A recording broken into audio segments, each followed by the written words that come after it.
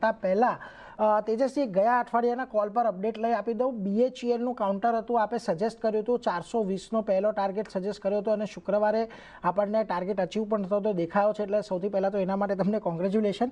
અને ખાસ આજના માટે હવે અહીંયાથી શું ધ્યાન રાખવું, કયા કોલ્સને ફોકસમાં રાખવા?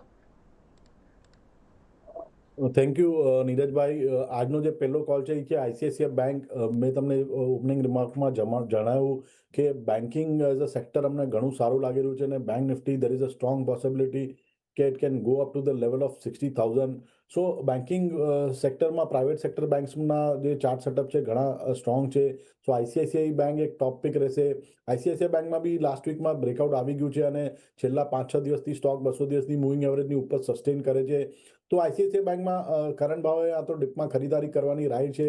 એમાં સ્ટોપ લોસ લગાવવાનો હશે 1299નો પહેલો ટાર્ગેટ રહેશે, 1420નો અને બીજો ટાર્ગેટ રહેશે 1475નો।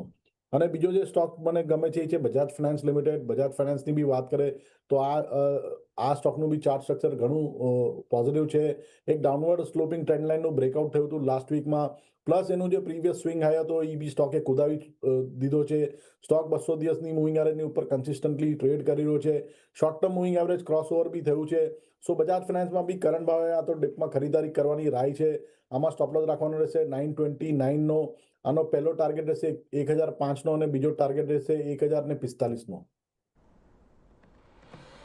એટલે જો અહીંયાથી બે જગ્યાએ ખાસ પસંદગી ICICI બેંક અહીંયાથી ધ્યાન રાખજો। 1299નો સ્ટોપ લોસ અને પહેલો ટાર્ગેટ 1420 અને બીજો 1475નો લક્ષ્યાંક આવી શકે છે। એટલે બેન્કિંગ સેક્ટરમાં એક તેજી આગળ વધતી જોવા મળી શકે છે। અને બીજું છે બજાજ ફાઇનાન્સ, ત્યાં પણ એક ખરીદદારીની સલાહ। 929નો સ્ટોપ લોસ, 1005 અને 1045ના લક્ષ્યાંક અહીંયા પણ આવી શકે છે, એટલે એના પર એક ફોકસ રાખીશું ICICI બેંક, બજાજ ફાઇનાન્સ।